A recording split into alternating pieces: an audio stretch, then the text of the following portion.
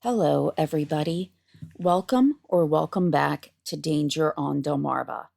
My name is Rhonda Jefferson, and I'll be your host as we explore the dark and winding paths that lead around the Delmarva Peninsula. If you're new here, welcome, and if you're a returning listener, welcome back. Today we're going to head to Bridgeville, Delaware, a place that we visited before in regards to the Pumpkin Chunkin Festival and some of the misfortunes that happened at a couple of the formerly annual events. But today we're heading back there for an intricate and, especially for the time, a quite shocking crime.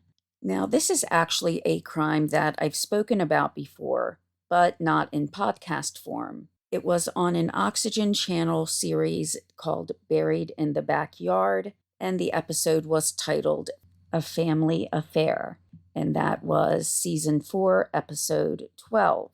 Now, at that time, I really had not had the podcast up and running for that long, probably only a few months, when I received a message via email to discuss the crime on the episode. They did actually say in the email that I wasn't their first choice, so that was kind of disheartening, but it was still something that really let me see behind the scenes of how some of these shows are produced. After reading the email, I went to my husband, who was asleep, and told him, which I thought was pretty big and exciting news, and he just kind of rolled over and went back to sleep, as I do a lot of my research at night, so he was already in bed. The interview was actually held on October 2nd, 2021, and I remember that date very well as it was my son's birthday. And as the episode aired in 2022, I know that has to be the date. So my baby turned 16 just this past week. As the case itself has a lot of details, I know that this episode, or this case, I should say, will span at least 2 episodes. This is my second time recording. The first time there were a number of different issues with the audio editing software I use, and I could not get some of the changes to stay. I could not delete anything, so it really made it very difficult to do any editing, as well as the volume kept kind of going in and out. But it also allowed me to realize that, that was an hour and a half long, and I still probably had another hour and a half to go. So it may have been best just for me to go back in and redo the whole thing. And that's what I've done, removing a lot of different parts that weren't absolutely necessary while keeping the most important facts and details in. But back to a few observations on just the production process. At least for this episode, I interviewed with a production team. One of the producers asked the questions while I responded. Now, I have not seen the actual episode. I cannot stand to hear myself speak, which, makes editing really, really difficult. But I definitely would not be able to handle watching myself as well as listening to myself together. So I did have a lot of friends that watched the episode, or they sent me screenshots, with a former coworker messaging me and telling me that her husband actually served on the jury. I did not know her at the time when this case was going on, so it just kind of shows that there's usually only a few degrees of separation or less from a lot of people that live in our smaller communities, myself included.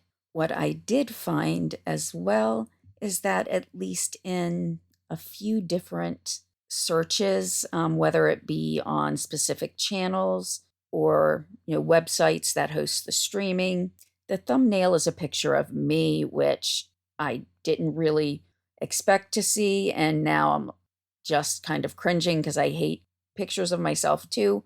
And I'm also quoted on the Oxygen network's coverage of the case.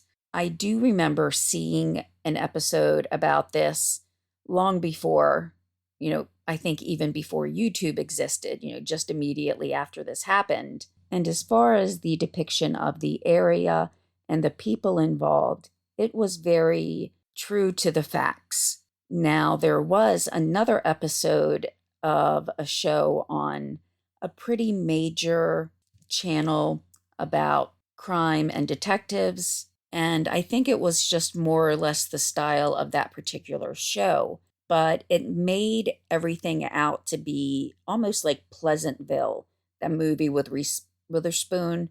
Everything was perfect. The Victorian houses looked like gingerbread houses, what you would expect to see in, a Victorian gingerbread house almost. I guess sweet and pristine is how that episode went. There wasn't a hair out of place. Everybody was always smiling, makeup done perfectly. And while there were many beautiful Victorian homes in the town of Bridgeville, the overall depiction was just too perfect, it seemed like. With the Buried in the Backyard episode, I do know they took footage of the actual areas and scenes as the producer, as I was getting ready, we were speaking and she mentioned going down one of the roads where, one of the scenes took place, or one of the events took place, and she filmed the area at night. And I said as my first response was, "Oh, that was really, really dark back there." And she was really surprised at how dark and the feel of isolation that it gave off. Now, the road is not far away from a main highway, and there are other people that live in the, same general vicinity, but there are lots of trees. At least at the time, there weren't really any streetlights, and it was very, very isolated. It gave that feel. Even if your neighbor, was in earshot, you could probably be doing almost anything and they wouldn't necessarily see you, which is probably how some of these events eluded detection for so long. I also did find that just this year, Oxygen did another episode on this with the series Snapped, and it was only for 30 minutes of the hour-long episode, but it was just a recent episode that I've not watched. I also don't have really a cable service anymore. I just do streaming, so even if I wanted to go back and watch the Buried in the Backyard episode, I wouldn't be able to do so without paying for it, but maybe one day I will. So since this will be a long episode, let's just jump into some of the main events after I go through some of the normal information that I give at the beginning of every episode. The content included within this episode and most episodes that I cover can be difficult to hear at times. In today's episode, there will be a couple of things that you may even find disturbing about the victims. However, some things were not proven, some things are pretty well known, and then some information kind of contradicts itself, so you don't know what to think about one of the victims in this episode. I'll try to point out these areas as I get to them. If you would like to support the podcast in regards to the hosting of the podcast or any of the subscription services that I use to do the research, there is a link to PayPal and Buy Me a Coffee in the description of the episode. There will also be links to any of the sources that I used. If any of them are behind a paywall, and those usually are newspaper articles, I will leave a link to them, but then also put the name of the newspaper and date of the publication in case you get newspapers or archived content from another site and are able to look up that information. I will also leave a link to Buried in the Backyard and the article that I mentioned. a moment ago from oxygen. So with all that being said, let's get into the story of Linda and John Charbonneau and Billy Sproates. Probably no one would have ever suspected that the little town of Bridgeville, Delaware, would be a place where it felt like fact and what almost felt like a made-for-TV movie collided. At least, that's what this story sounds like. The main antagonist in this story is a woman named Linda Charbonneau. In the community, many saw her as a hard worker and a loving grandmother, but soon many would begin to wonder if she was truly a seductress, murderer, and master manipulator. Now, Bridgeville holds a significant place for my family. My dad's uncle owned a tap room there, and that tap room is still open, and his son, so my dad's cousin, still runs the tap room. Another one of my dad's cousin was on the town council as the police commissioner, and he passed away not too long ago. And yet another cousin, Chad, worked for the Bridgeville Police Department before he transferred to Georgetown, which is where he was working when he lost his life. On the night that I first started to record this, where I had to delete that episode and re-record this now, I found out that his sister had passed away. I do come from a very large family, so with all of the love and camaraderie that comes from having a large family, it also means that there's the loss as well. I also worked in a business in Bridgeville. I worked for a parent company of a holding corporation, and all of the different companies were being consolidated. They were still staying open, but under a slightly different name.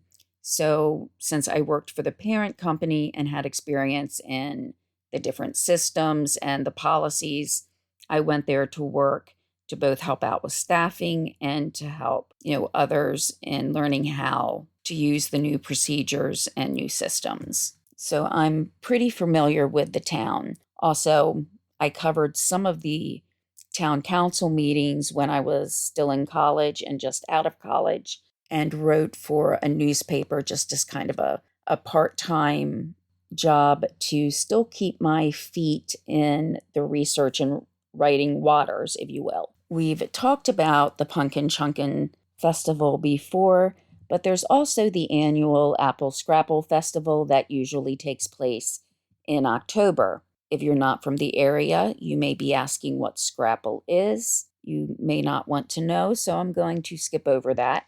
But it is uniquely a Delmarva thing. If you do happen to be in the area, the Apple Scrapple Festival will actually be starting on Friday, October 11th. So it's been a little while since I've been to one of the Apple Scrapple festivals, so maybe I'll stop by this year. Bridgeville is located in Sussex County, which is the southernmost of the 3 counties in Delaware. The town itself is home to about 2,500 people, and the town got its name because it was kind of built up around the location of a bridge that went over a body of water that was a tributary of the much larger Nanticoke River. And many people at the time referred to the area as Bridge Branch. So while the town wasn't formally chartered or incorporated initially, the location of the bridge was important to many members of the community, and it served as kind of a meeting place. The town received the name Bridgeville sometime around 1810, and it became incorporated in 1871. Records, though, date back to 1730, making this one of the oldest towns on Delmarva. Bridgeville was and still is known to be an agricultural area, even with apple orchards, which is where the apple part of Apple Scrapple comes into play. Now, even before the town got its name, there was a post office built in 1804. And while we may take that for granted now, That was a pretty big deal for the time period. And as with many, many towns on Delmarva, water was very important to the town of Bridgeville, and not only because of how it got its name. There were a number of mills that dot the area, with water being used as a power source. Now, these types of businesses both helped grow the community as well as bring revenue and business into Bridgeville. In addition to that, today Bridgeville is kind of a main artery between the two eastern and westernmost parts of Delmarva. Route 404 can lead either to the Chesapeake Bay Bridge going west, which leads then to the western shore over where Baltimore, Annapolis, those areas are, or it can also go east where Route 404 is also known as Beach Highway and, as the name implies, goes to the beach areas of the Delmarva Peninsula. Looking at the growth in population, this kind of goes back to how I mentioned that the road at the time that the events happened, it was very, very dark. I haven't been down there recently, so it may be more populated now. But in the 2000 census, it showed that 1,436 people lived in Bridgeville. Jumping forward 20 years to 2020, that census showed 2,568 people. And that is quite a significant jump. So while I've mentioned previously that in a lot of cases there may only be a few degrees of separation from one person to another, Linda Charbonneau only had to go with 1 degree of separation in terms of some of the men in her life. Now, before the events of this case, we have to learn a little bit here about Linda Lou Charbonneau. Linda was born in 1948 and raised in Bridgeville, Delaware. While it would be nice to say that her childhood went very smoothly, when she was 16, she became a mother for the first time. She did marry the father of the child as Willard Morris McCrae, and the child was a son also named Willard. A little while later, she gave birth to a daughter. However, when they'd been married for about 5 years, Willard was killed tragically in a car accident. Linda quickly needed to find ways to support her family, and many times she worked more than one job, with one of the jobs being a school bus driver, which makes me think that this also got her face out there to the public, which is how people got to know her. That's kind of speculation on my part, but I know with my kids' bus drivers, we'd always wave or sometimes say hi to each other. I just recognized them even if I saw them out in the community. It was about a year or so after Willard's death that she met a man named John Charbonneau. Now, just an interesting side note about John Charbonneau's name. While researching some information about him and trying to find out when he was born exactly, I found out that there was a more famous John Charbonneau, or Jean Charbonneau, born in 1805. His mother was Sacagawea, and he spent the Lewis and Clark expedition exploring America with his mother while being carried on her back. It was kind of disjointed reading about this, though, because some browsers now, when you search something, it automatically comes up with an AI generated response. And the first sentence said John Charbonneau was born in in 1939, but then goes on to talk about him going on the Lewis and Clark expedition. So, one reason not to trust AI, and why I use more than one internet browser when doing research. But back to Delaware's John Charbonneau. He was about 8 years older than Linda, and when he met her, he was also a divorcee, but he fell head over heels for Linda. And when he met her children, having none of his own, he raised them as his own. He treated Linda like a princess and tried to dote on her in any way that he could. And while he would have loved to give Linda an the children, the world. He unfortunately was unable to do so because of a disability that he had. John suffered from a heart condition, and it was so severe that he did receive disability checks. He did try to make some money on the side, which did help kind of bolster some of their income, but it's not as though the family had a lot of wealth or money that they could set aside. He did also try to help as much as he could with jobs around the home, such as caring for the children and cooking. But because of that heart condition, he couldn't count on a consistent salary. For many years, they did live together as a happy family, but when Melissa reached her teenage years, she did start to act out some. She began to take drugs and drink alcohol. And when she was 16, Melissa decided to leave the family home. Without having her side of things, part of this reason may have been because John and Linda had started to have more tension in their relationship. So, between having the regular angst and stress that comes with being a teenager, with your mind still developing and learning more about the world, with also the impending adulthood that's coming up, which is very scary, she may have thought it was time to kind of set out on her own and avoid the turmoil that was brewing in the home. By 1997, Linda and John Charbonneau had divorced, but she quickly moved on to a man named Billy Sproates. Billy was born in 1955 in Kent County, Maryland. Now, this is where that very minuscule degree of separation occurs. Billy Sproates was John Charbonneau's nephew. So this means that for many years, Linda Charbonneau was Billy's aunt. Now, Billy was about 7 years younger than Linda, so it may have been possible as well that he didn't always look up to her as an aunt figure since they were so close in age.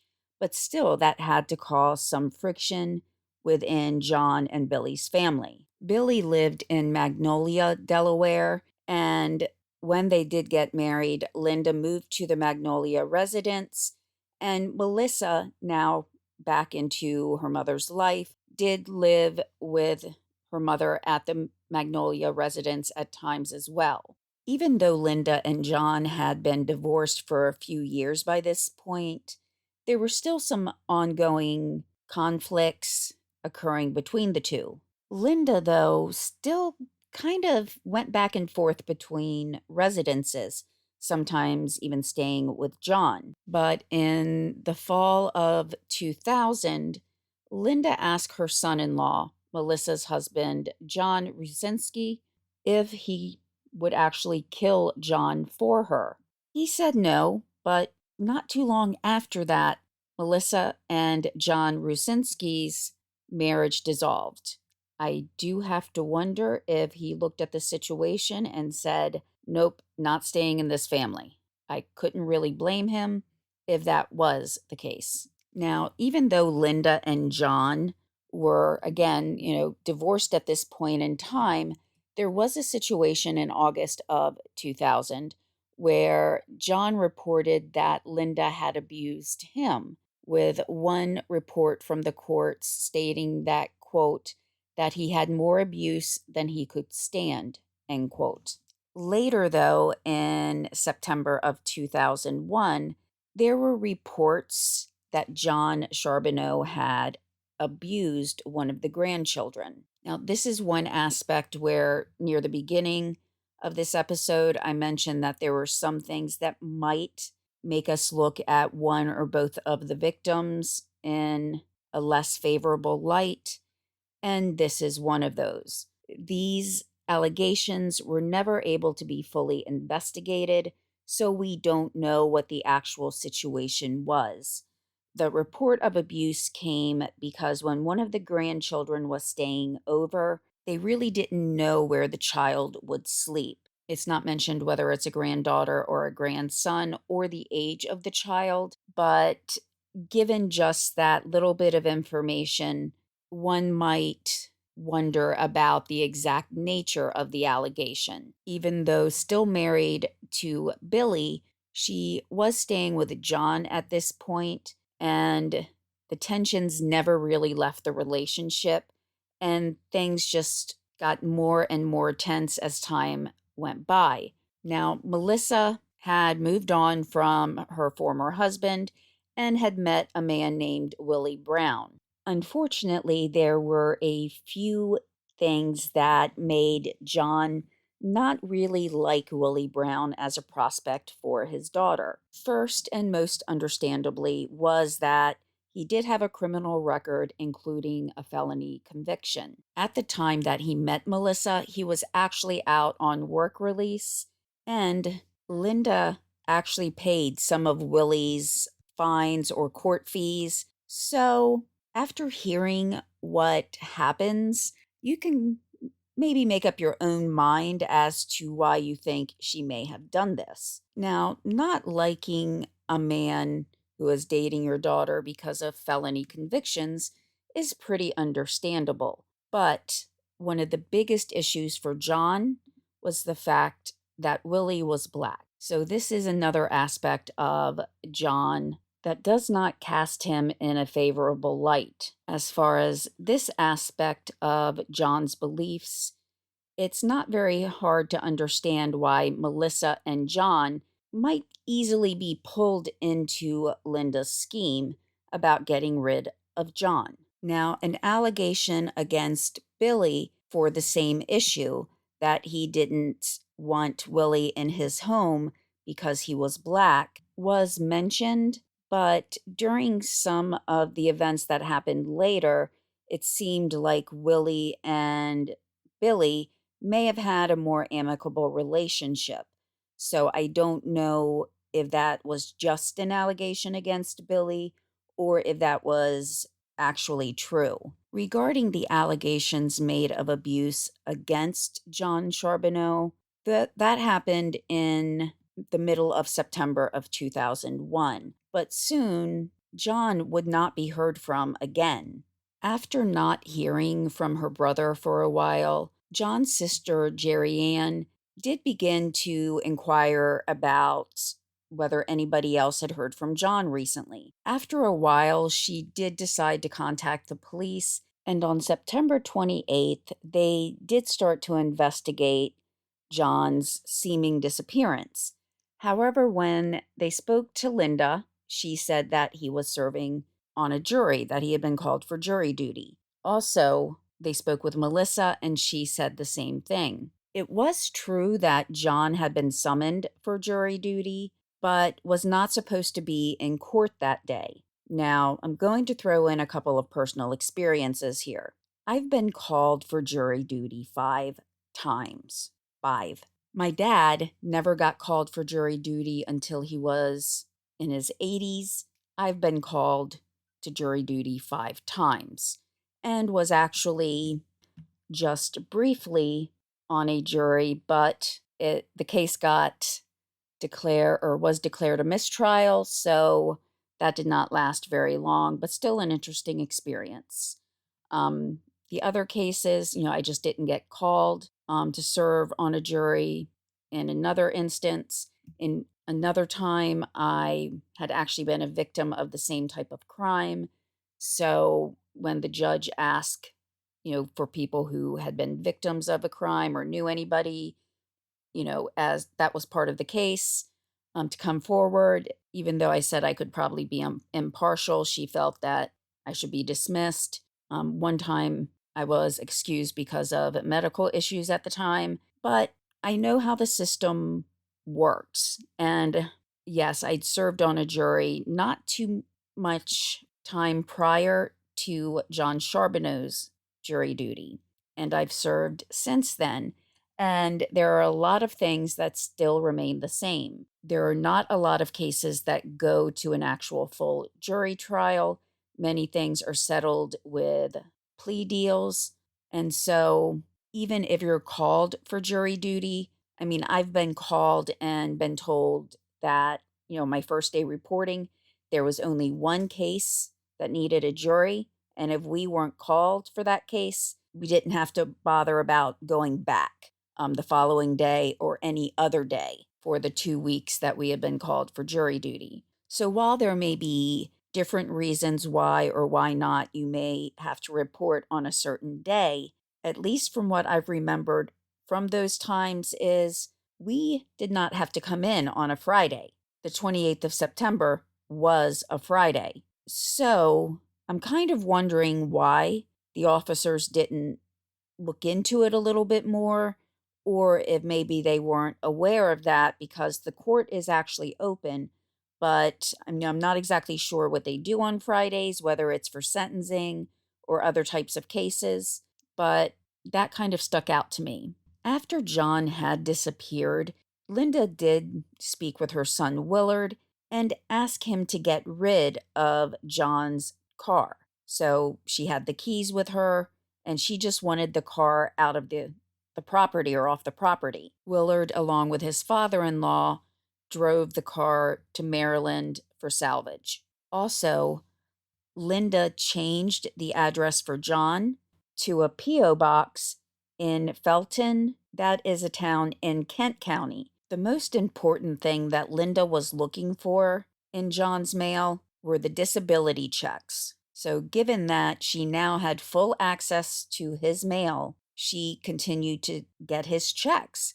And that was the main intent for many of her actions. Linda also gave John's debit card or ATM card to Melissa. Here, Linda does something that is pretty questionable. And I kind of have a theory of why she may have done some of it, or at least one particular thing. But no matter how we look at it, it's very odd. But when I say that Linda gutted John Charbonneau's home, I am talking she literally gutted the home. She took pipes from the walls. Shutters were taken down. Linoleum was ripped up from the floor. And all of this was taken to Billy Sproates' home in Magnolia. I mean, I'm talking she tore down the kitchen cabinets. So everything, probably including the kitchen sink. With the help of Melissa, Willie, and Willard, she moved all of this property over to Magnolia. Now, Willard may have started to get a little suspicious at this point because he did question his mother about moving John's property. Linda's response to him was not to worry about it because John was, quote, not coming back, end quote. Linda had said that Billy said that she could move back into the Magnolia home along with her grandchildren, and by October 19th, 2001, she had completely relocated to Billy's home. Here is one of the biggest question marks of the case for me. While moving in, she asked Billy to move a box up into the attic. The box itself was covered in blood. So Billy, knowing that his uncle had not been heard from for a long time by now, became quite concerned about seeing a box splattered with what he believed to be blood. Now, some articles I've read mentioned it was one box, while a court document says one or more boxes. So whether it was one or more than one, though, you have to wonder why Linda did not say, put the stuff in other boxes, that weren't covered in blood. The theory I kind of had was, what if she was trying to get Billy's fingerprints on the boxes? So if anything ever happened and they found blood, Billy's fingerprints would be on there. According to one document from the courts, when Billy started to ask Linda questions about this, she told him, quote, to be quiet or he would get the same thing as his uncle, end quote. Now, Billy at this point turned to Willard. Now, Willard and Billy may have grown up pretty much like cousins, and now Billy was actually Willard's stepfather. Willard had seen the blood on the box, but he also then told his mother that Billy was asking these questions. And if what she said earlier about him Billy getting the same thing as his uncle, then this probably concerned Linda even more so because he didn't seem to be dropping it. He was still inquiring about why there was blood on this box, which is completely understandable. Additionally, Billy knew someone who used to be a Maryland State police officer, and his name was Roger Layton. Roger reached out to some of his Delaware counterparts, and at this point, then Keith Marvel, who, if you watch the Buried in the Backyard episode, he's also interviewed there. So, Detective Marvel did reach out to Billy by phone. Afterwards, he called the Bridgeville State Trooper Barracks, and since they had previously spoken with both Linda and Melissa, they had not really seemed, more concerned about John not being seen. They believed the issue with him being on jury duty. But as more time went by, Linda then said that John was on vacation somewhere, but considering he was on a very fixed income, that was kind of unusual for him. Now, some of the timelines overlap. Whereas Linda had moved completely back into the Magnolia home by October 19th of 2001, she had been moving items, back into the Magnolia home for a little while now. So while we don't have the exact date that Billy first came into contact with the box or boxes covered in blood and when he started to question other people, such as Willard McCrae or his friend Roger Layton, we do know it had to be sometime prior to October 16th, and probably a good period of time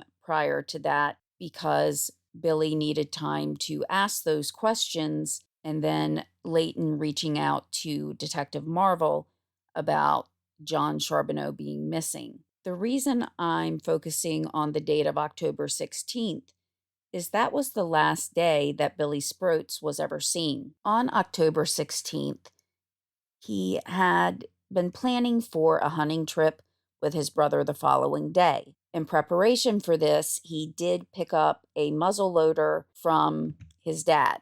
And during through his conversations previously, he had let his father and brother know that Linda was moving back into his home. When he was due to meet his brother on October 17th, though, he didn't show up. This, of course, caused much concern and worry for his family because John was already missing, and now Billy didn't show up for a hunting trip with his brother that he was clearly intending to go to because he did pick up the muzzleloader. When asked about Billy on November 30th of 2001, Linda said that Billy had run off with a younger woman. On November 30th as well, officers went out to John Charbonneau's home, probably very suspicious that one woman would have both an ex-husband and a current husband go missing within about a month of each other. Now, we already know now that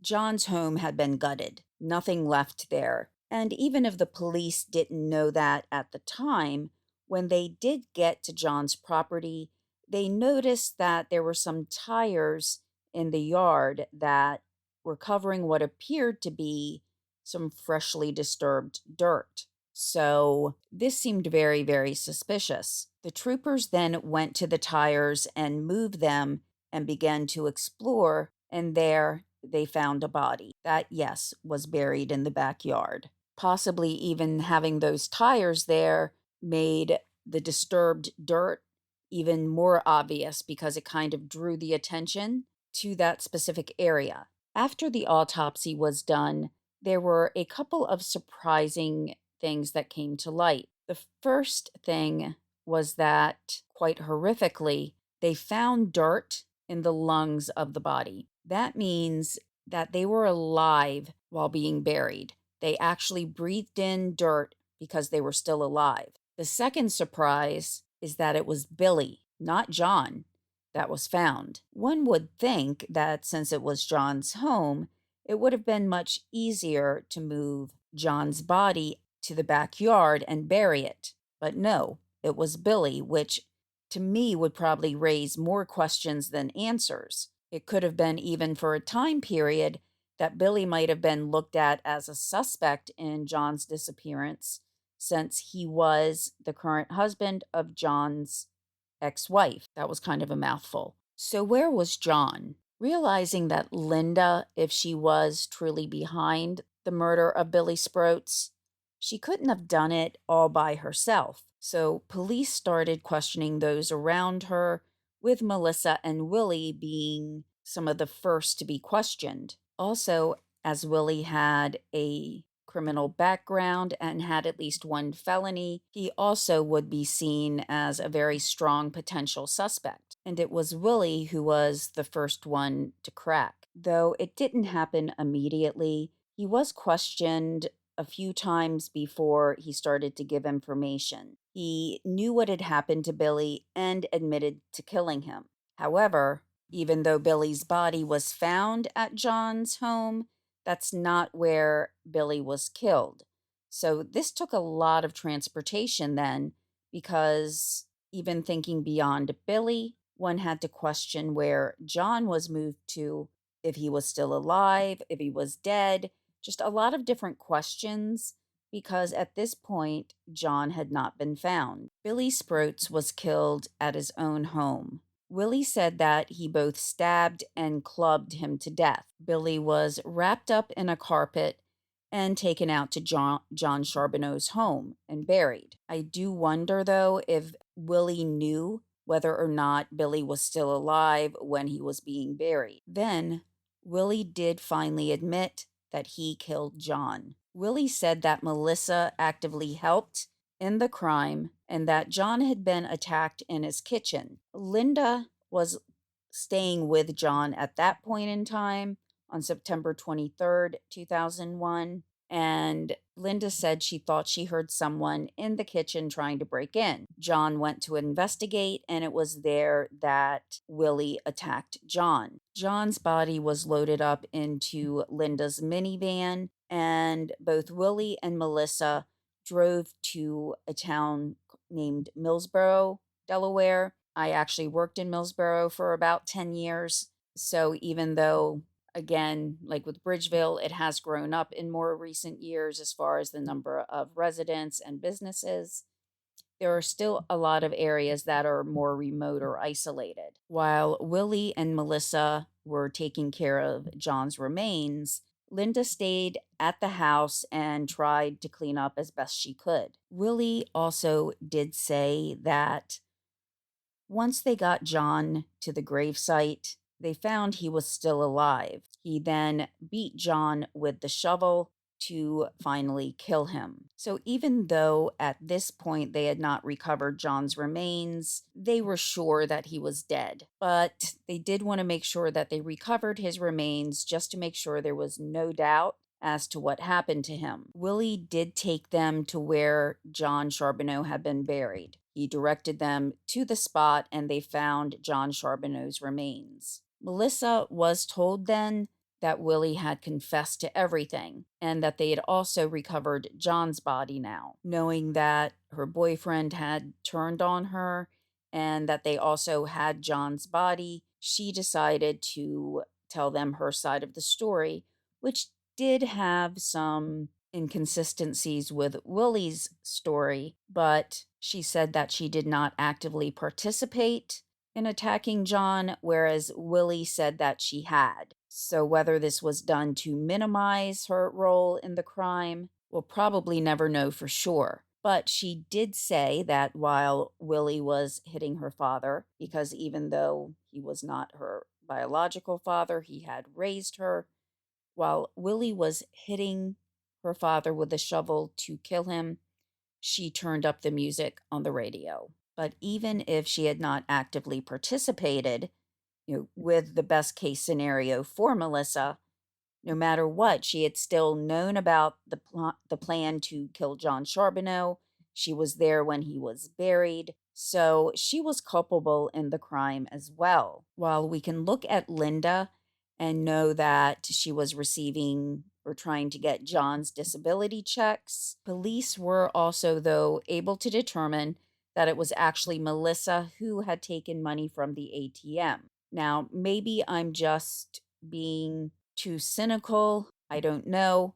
But just as I'm wondering if Linda had Billy handle the boxes so his fingerprints would be found on them, I also wonder if she gave Melissa the ATM card so that if or when John was ever found or they investigated further, that it would be Melissa who actually had been taking funds from the account. And yes, Linda did know John's PIN, so she had provided that to Melissa as well. Either way, though, Linda is never going to win a Mother of the Year award. If she was actually being calculating with Melissa by giving her the ATM card, Linda definitely did not get a return on that investment, as John's body was not quickly found, but reasonably quickly found, and therefore she didn't have time to get a lot of checks. So that really didn't pay off. And remember, Linda also paid for Willie's court fees. So again, because John was found relatively quickly, she really did not gain anything by killing John, or having a role in his murder, I should say. And without too much of a stretch, Billy was killed because he was asking too many questions, and unsurprisingly, he didn't just let the disappearance of his uncle go uninvestigated when he knew that there were boxes with what looked like blood on them. Given that Linda had been able to move back and forth between John and Billy's homes, maybe she thought she had enough sway or control over Billy that she would be able to convince him to stop asking questions. But when that didn't pan out, she orchestrated his killing. Now, going back to earlier in this episode, when there were some allegations that Billy didn't like Willie because he was black, we do later find out that Billy actually spent time with Willie on October 16th, the last day that Billy was seen alive, and had actually been in Billy's home. So whether or not those allegations were true, or if Willie and Billy were on good terms, I really couldn't infer that from the documentation. So right now, we don't really know one way or the other. But Willie was at Billy's home on October 16th. At some point on the 16th, Billy called Linda, who was at John's house that day, and she never picked up the phone, but she knew it was Billy because there was an answering machine, not voicemail like we have today, but an answering machine, and she could hear Billy leaving a message. While at Sproates' home, Willie Brown attacked him with two different weapons, both a knife and what was described as a bludgeon. Billy was alive when being driven to Bridgeville. It's about 26 miles between Magnolia and Bridgeville. One might only hope that Billy was not aware of what was going on as he was being driven to his uncle's property. That would have been a horrifying car ride, and even worse, the suffocation death of being buried alive. Both Linda and Melissa were at Bridgeville at John's property, and they saw Willie burying Billy, and supposedly they thought that he had, quote, finished him off, end quote. But we know that with the dirt in his lungs, he had not been dead, or he was not deceased when he was buried. Chillingly, when Linda inquired about Billy, probably concerned as to whether or not he was truly dead, Brown's response was, quote, that Sproates was not coming out of the ground, end quote. And this is from one of the documents from the courts. And this is where I think I'll end this episode with just one question. At this point, it seems like the Bridgeville home had been completely torn apart, everything was removed. So why was Linda still there, and why did Billy try to reach out to her at the home, unless it was later on that they continued to move everything out of John's property and into Billy's home. However, based on the questioning regarding the boxes and everything, that doesn't sound like that's the case. So, me personally, I'm just a little confused as to why Linda and Melissa would have been at John's home when there was nothing there, and why Billy may have called her. To this point, I've not found anything that clarifies any of that. But from this point on, we're dealing more with the courts and all of the trial aspects, and also what happened after the trial. So I do have all my notes written up for the next episode, so I'll be getting that out more quickly than between other episodes. I do know it will be at least 4 or 5 days before I get to record because my husband will be replacing the roof, at least part of it. He replaced another part of it a while back. I'm kind of fortunate that my husband has worked as a roofer before, so he can do that. It's just going to take a little while for him to get that done, and I won't be able to record while he's doing that unless you want to hear a lot of banging in the background. So, thank you all for getting through this episode so far.